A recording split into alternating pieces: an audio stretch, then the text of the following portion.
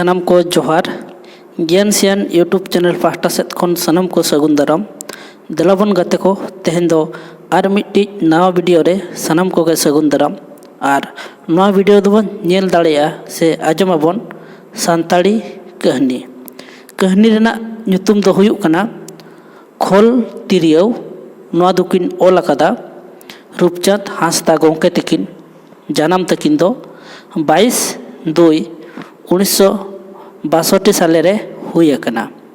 बाबा ᱧᱩᱛᱩᱢ नायके चंद्र हांसदा और आयो ᱧᱩᱛᱩᱢ धनमणि हांसदा। अतु दो कायरा पोस्ट ऑफिस कुंपा थाना बर्धमान जिला पुरुलिया पोनत दो पश्चिम बांग्ला। देला ताले तेहेन ना कहनी बन एतहबा ओना मांग रे जहां को जुदी नवा चैनल नित धाबिते बाबन सब्सक्राइब का चैनल बो सब्सक्राइब मा ओना साउते बेल आइकन से घंटी हबन दबामा एनखान अपेठे अडी लगन नोटिफिकेशन सेटरवा और इना वीडियो बन नेल दाड़ेया। टेलीग्राम रे डिस्क्रिप्शन रे टेलीग्राम ना लिंक एम अकना सनाम को अरदास टेलीग्राम बन जॉइन मा और नवा कोरेना नोट को बन नाम मा। देला ताले तेहेन दो वीडियो बन एतहबा तेहेना कहनी ना ᱧᱩᱛᱩᱢ दो हुयुग कना खोल तिरियो बाबन बिलोमा देला बन एतहब उतर लगे।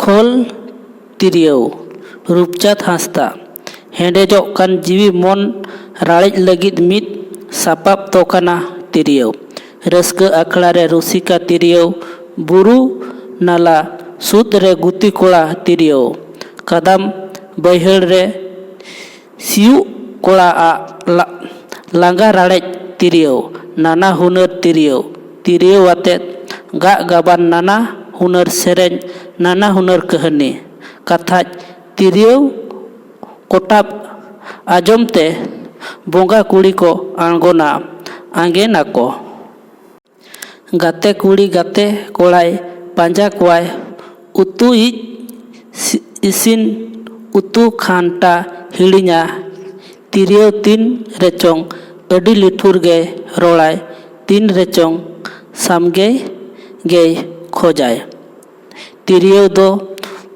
खोल गया माद रेया को जूता मेना मुरली तिरियो पितल तोल तिरियो आणगोम तिरियो जतो रेया रहा गे अडी सिबिला ओना तेगे जनिज हनीजा मासे हनी कराम घुटू करू मिश्राहा ᱧᱩᱛᱩᱢ दो ताहे कना तिरियो दो आज बाबा मामा दादा दो बांग को ᱧᱩᱛᱩᱢ चेकाते रस्का दो हेना हाय रे टोक जीवन ओना गे तोक धरती दो जहाँ रे जीवन टोक गया ओंडे दो सिबिला हो उकू ताहेना टोक बांग ताहेन खान हेड़ेम रेया मन दो उकुर पटुआ दिसय में जहाँ रे तोरज ओना सुर रेगे सेंगेल दो आस दाड़ेया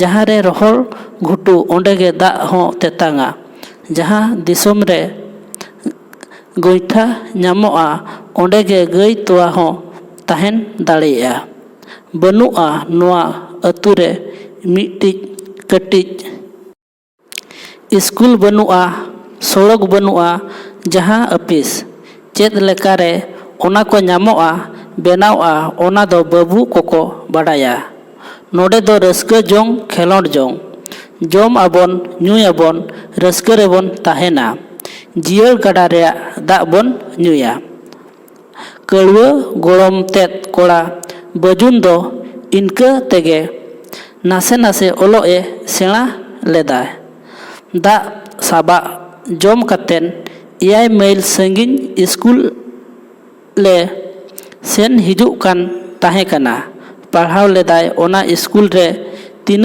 क्लास मेना इन क्लास हबिज गे मेनखान ओंडे दो झली ओना तीन मेने टोक जीवन कानियो जे लेका रुसिका होर उना बांग रे हो ओना धारे गे हेलाव एनाय बाजुन साल लागणे दोंग लागणे एनेज दो सेणा केदाय तिरियो ओरंग हो तीस कोरे चोंग सेणा गोद आकाद ओना तेगे जनिज ᱧᱩᱛᱩᱢ हुई लेन ताया मुरली ᱧᱩᱛᱩᱢ लेदेयाय मिद होड़ बाप का बेटा सिपाही का घोड़ा कुछ नहीं तो होना धोरा कानियो जहां दो रुसिका गयाय कानियो मेतेन दो बाडाई गे कान ताहे कनाय गोड़म कानियो मेतेन को बाडाये कान ताहे कना गोड़म तेत कोड़ा बजुन हो कुछ नहीं तो थोड़ा थोड़ाए चेत गोद अकादाय पटुआ हो मिद धाव अखड़ा ते अगुयाय अकोई अगुयाय मुरुली से तिरियो गे तबे इन दो बन अगुया मुरुली गे अगुयाय खोल तिरियो मुची तुमदा देलांग तिरियो कुल्ही तलाते देलांग तिरियो अखड़ाते मुरली दोय दोन खाजोयनाय अखड़ा रे चेत ए ᱧᱟᱢ केदाय मने रेन होर ओकोय आजोमाय मने रेया कथा ओकारे चोंग तिरियो ओकारे चोंग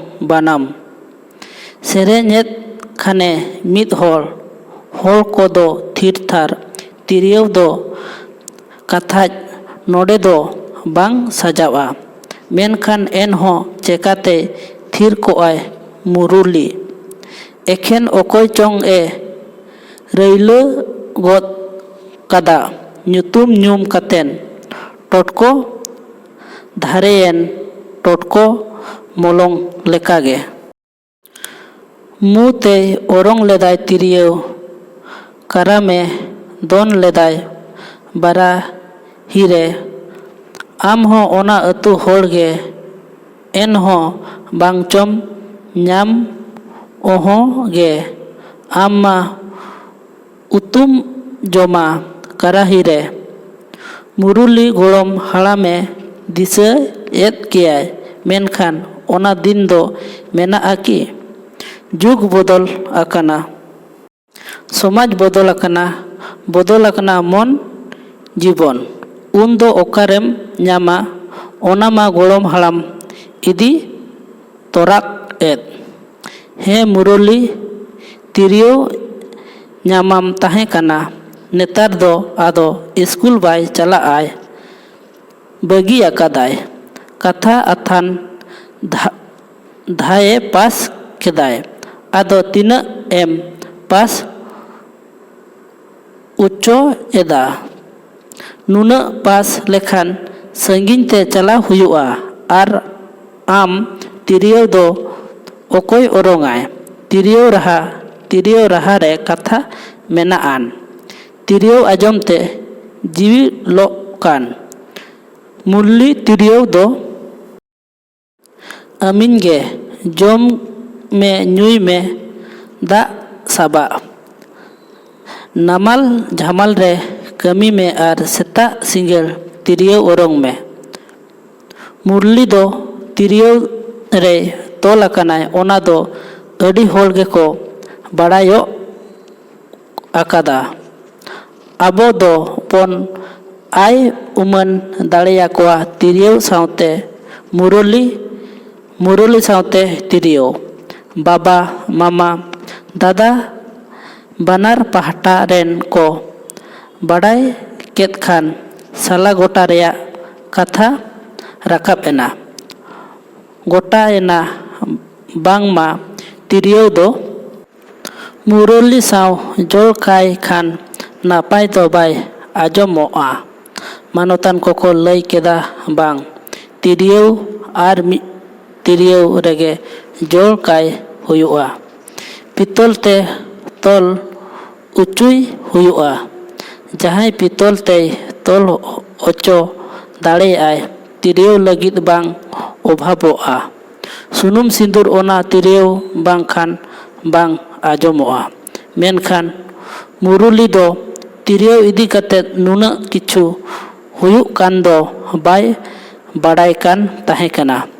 Mone guman aj moto mone reya dumbuj akan tahe kanai arhon ched lekate aya raha sibiloa onage uyhereda. Murali mone rena dubuj akan okte tiryo ti bodolet kathai ajomena. Nun din jaha tiryo jaha tire achurok kan tahe kana ona khon raja chhadao kate ar mid hore orong lagit. Menkhan cheda tiryo saw Muruli do bang pante te bang pante ay. Kermu a ti ge katha bang jutua. Murali moneyet dubuj akan okte tiryo ti bodolet katha ajomena. Nun din jaha tiryo jaha tire achurok kan tahe kana ona khon raja chhadao okte ar mid hore orong lagit. Menkhan cheda tiryo sa Murali do bang pante te bang pante a. Kermu a mid ge katha bang jutua. Jaha tiryo hotete Murali sanama e bagi kedai. Jaha hotete bajun olo e bagi kedai. Nyut nyida dhiri losot situng japut bai hetau at tahe kana. Jaha hotete ge aj do teheny Murali tiryo nit ho tiryo ona rena kulay do noy. Tobe chet totko gada anjet ena he janit nit do sealom mesa da atuk kana. Enang do rilamala tahe kana aj kusi kamsau lenai. Sanam hora ra landa do totko re jhalkaw te bapluj Muruli onage aja rahate tarko hocoy ledai. Aj mone do ona raha do chalaa tiryo thet ar tiryo re naik thet hoco seter lenco bangco. Gada wena sasang te tiryo tolena pitol te tiryo sibil alhate tiryo Murali sala e bagi keda.